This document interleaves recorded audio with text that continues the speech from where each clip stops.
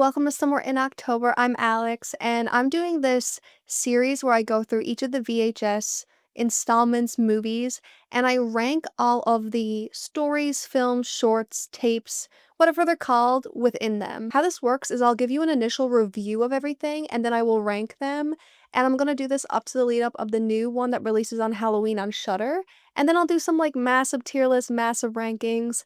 I'm currently in the process of packing to move, so I can't find my Freddy mic stand, so I'm using this little guy.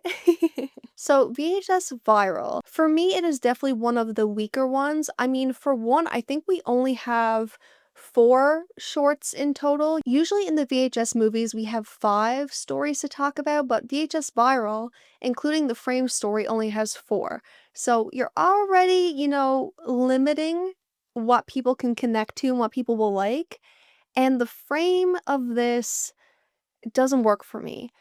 This one is just not to the caliber of ones that come before it and ones that come after. And I think that's okay in this kind of franchise where people are experimenting, but it doesn't mean I don't appreciate the stories within this one. The frame narrative is what really takes me out, and honestly, the frame narrative for one kind of did the same thing. So, where it loses and where it wins, we'll talk about it. There is some gems in this, it's just not as memorable or as enjoyable as the others. So now to rank the segments. Coming in at last place is the frame narrative. It's Vicious Circles, and it was written by TJ Kimfel, David White, and Marcel Sarmentio, and then it was directed by Marcel. We basically follow a guy who is always filming his girlfriend. He's always filming her. It seems like they have a cute little relationship, but then there's a turn. She's saying, like, why are you filming me? Do you always have to have that camera in my face? He's fighting with his grandma. All the while, there is sirens and stuff going on, and then he sees there's a police chase, and he's like, I gotta get it, it's my moment, I gotta get it, I'm gonna go viral, basically, is I guess the mentality. And he blames his girlfriend for slowing him down getting out there, and he misses it. In between the segments, we're following him chase his girlfriend because his girlfriend just gets out and gets into a cab and goes on, and there's cops saying get out of the street, there's madness happening all around him, and I think that he's watching the segments on his phone, which is how the frame connects all the tapes being shown, but I don't feel confident in saying that, but I think that's what the message was. So I do think there's some good commentary in here. There's chasing virality quite literally, and then what you risk for that, but I really think we could have done that in a different way, and it would have been a much more effective message because you understand the message, but it doesn't show you it, if you know what I mean.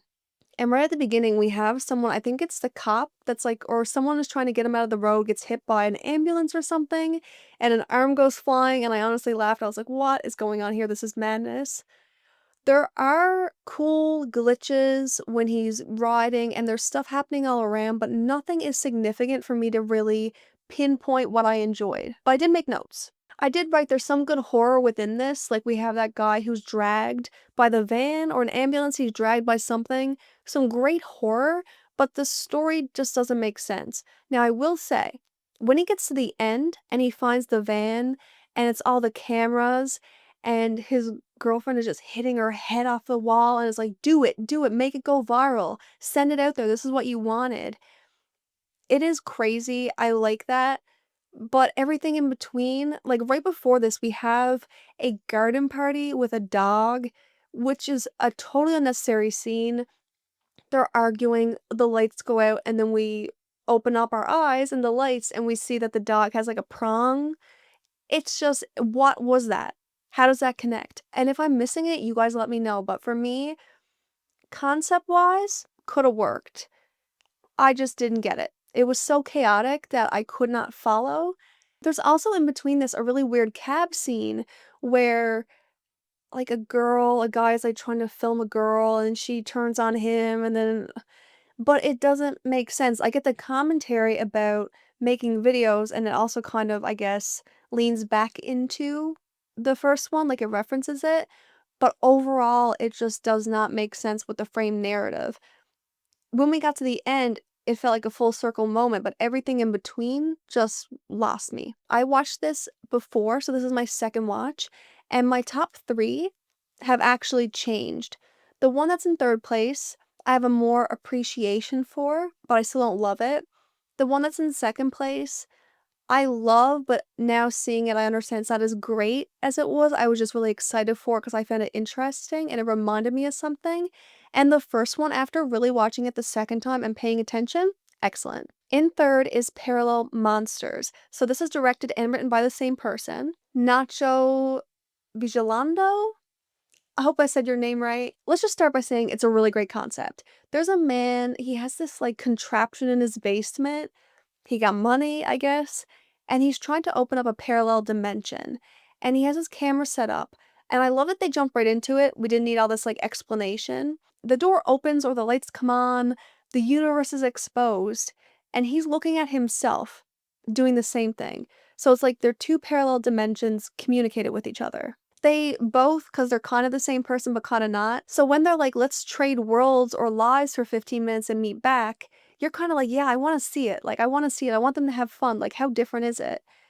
But you have an unsettling feeling, and as soon as they switch, you know something's off. So the guy or both of them are Alfonso. So I'm gonna say real Alfonso and parallel Alfonso. So real Alfonso says, just don't wake my wife, don't bother my wife. That is their agreement. This man, the parallel one, he just almost immediately goes to the bedroom, so I was like, you're bad news. Real Alfonso goes into the parallel universe, and there's already really weird pictures on the wall, and then there's this little, like, bag ritual, which I would have been curious what that actually was, and he was uneasy. I don't know why he didn't get up and run, because I would have. And we basically lead up to people in this universe having, like, glowing faces, and I liked how it looked, like, their eyes and mouths glowed and almost lit their faces from the back.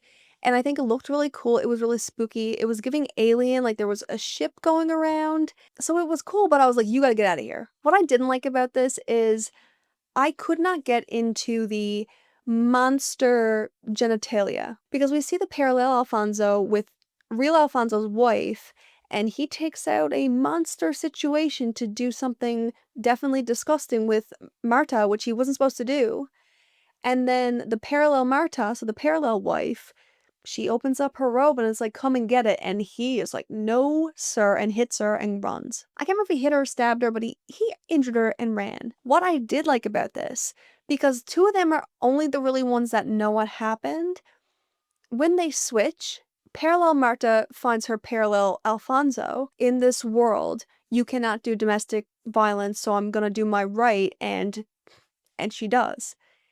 And then we get the same parallel, which I liked story-wise, where real Marta comes down thinking that this Alfonso is either still the Alfonso that did it to her or whatever, and stabs him. So I think story-wise, concept-wise, it really worked for me. I just don't know how. I just don't like the monster parts. It just, yeah, I don't know, kind of took me out of it. I was like, this is outrageous. What does this even mean? How does the glowing faces connect to it? I don't know. But besides that, I thought it was really cool. Then coming in at number 2, which originally when I first watched it was my number 1, is Bone Storm. So this is written by Justin Benson and directed by Justin Benson and Aaron Scott Moorhead. I think I'm saying that right. They are skateboarders. They've hired this guy to film, I guess, like a video, or I don't know if it's supposed to be like a Jackass kind of video, a Tony Hawk video, but they're skateboarding. They have a cameraman that they hired and they're filming him. On second watch, it does kind of drag a bit. You have to kind of like skateboarding or kind of like that atmosphere, which I actually do, so I didn't hate it. And they do also have GoPros on. So what I liked about this felt like a mix of, from VHS 2, A Ride in the Park, and Safe Haven. So I think that's why I got so excited, because I was just binging these the first time I watched them. And I was like, yes, a taste of Safe Haven and a taste of Ride in the Park, two of my favorites from the last one. But how we get to that is they're trying to figure out where to go. Like, we need to shoot a better movie. They're just doing weird things, fighting with people, crashing, like nothing really interesting. And this guy is like, oh, I know this place. They have to cross the border to get there. It's kind of out of the way, but they're like, no, let's go there. So they go. So there's two guys that are friends. Then they have the kid with the gas money, which they call him the gas money kid or something, and the camera guy. They all go and they're skating in this like pipe ditch sewer situation that's abandoned, seemingly, but there's weird stuff around. Okay, there's weird stuff around. and one of them hurts themselves and starts bleeding, and it's almost like it summons something. We have these people appear, and they are individuals, people, I'm not sure because of what happens in a minute, but they look like they're part of some cult or belief or practice, and they are chanting, and it is spooky. They try to, like, introduce themselves to these people, and it turns sour. It becomes a fight. Camera guy and Gas Money Kid, they are injured, they are killed, or they are dying. It is insane, and the two skateboarders that we're kind of following, they have their GoPros, okay? They are skating, they are fighting, they're picking up weapons, they're picking up things they can find. It feels like a video game, but I actually like that, and you'll notice that more in this series. There are some segments I really like because it feels video game-like. But what I liked about this is when they feel like they're getting away, because they finally are like, we are doing crazy crap, which also, how realistic is this? Are you really gonna do this? They start leaving. Something awakens and everything comes back as these like skeleton creatures, zombie ghouls. Loved how they looked. And as they were like fighting them, it just looked so creepy. I loved it. And what I did like about the escalation, like how we actually got to all this action, was someone just ripped off camera guy's arm. He was like introducing himself and they were like, nope. And then it escalated. I do like a sharp escalation like that. And while they're fighting, one of the skateboarders goes and turns on music, which I also thought was hilarious. But yeah, they're fighting these like bone ghost ghouly creatures, which I liked. And at the end, we see that it basically summoned this big creature that eats the camera guy, and we see the camera go down the creature's stomach, but we don't see the creature. So I like this one. I think I was just really excited when I first watched it. On second watch, it drags for a little and then gets a little bit ridiculous and crazy, but it's still a lot of fun. And then my number one segment for this installment is Dante the Great. This is written and directed by Greg Bishop. What I like most about this one, which I really liked on second watch, and I'm finding that I'm liking this in the franchise as a whole, is when it's kind of documentary interview style with scenes within it. So there's this magician, Dante the Great, and he is under investigation because people around him have disappeared.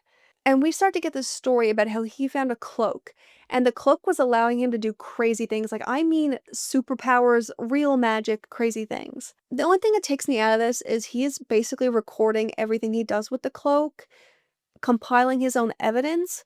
I don't know how I feel about that. We kind of find out that the cloak, for one, almost has too much power, like he can't always control it, but it's also demonic in a way. It's almost like a creature. He has to feed it. So he's sacrificing people to it, literally by taking the cloak and putting it on people, and the cloak eats them. Kind of crazy. There is a kill in this with the cloak in the shower. Loved it. But there is a scene where he finally gets cornered. He is on stage and he gets cornered by a SWAT team.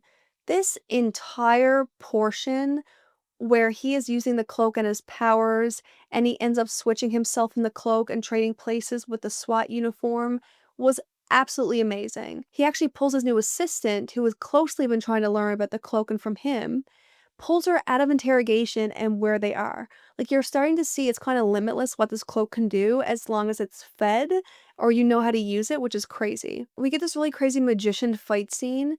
The fact that it's documentary style, I think actually grounds us a little bit more, because we would have just been viewing it as this whole magician magic thing. I think it would have been a little bit too out there, but the documentary like brings us back down and grounds us, but it was really cool. They did choose to end it in a way that I don't know I loved, because it felt like we had a conclusion, and then when we went back, I was already like ran out of steam. Like, I just absorbed everything. We could have ended it there. And I mean, it was like a good jump scare, but the cloak will find you. You have to feed the cloak. The cloak is an entity. And although I enjoyed most of these and like respect a lot of portions of them, I'm not crazy about any of them. I think you can tell, because usually I get really excited and passionate. I had fun with them, but this is a weaker installment in the franchise. Okay, I'll see you in the next one when we talk about VHS 94, I think.